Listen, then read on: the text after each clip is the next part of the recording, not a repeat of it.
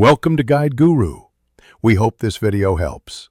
You start by confirming model and physical access.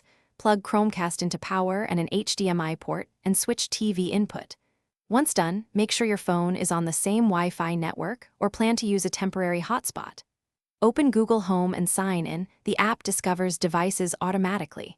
If it does not, toggle Bluetooth and location. You're initiating the device link now. This step matters because the app becomes your primary remote and setup controller. Once Google Home detects Chromecast, you'll tap the device card and choose the built-in remote or cast screen option. Use the remote for navigation, the keyboard for text, and voice for searches. This replaces a lost physical remote. If Wi-Fi isn't available, enable guest mode in settings so nearby devices can cast with a PIN, or turn on HDMI CEC in your TV menu so basic power and input switching work from the TV remote. These steps handle the core control functions.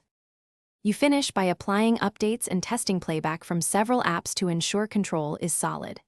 If Chromecast is unresponsive, perform a factory reset, press and hold the device button, or use Google Home's device settings.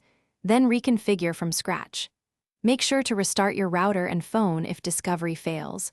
Alternatively, create a phone hotspot and reconnect the Chromecast. One key troubleshooting tip: verify HDMI CEC is enabled.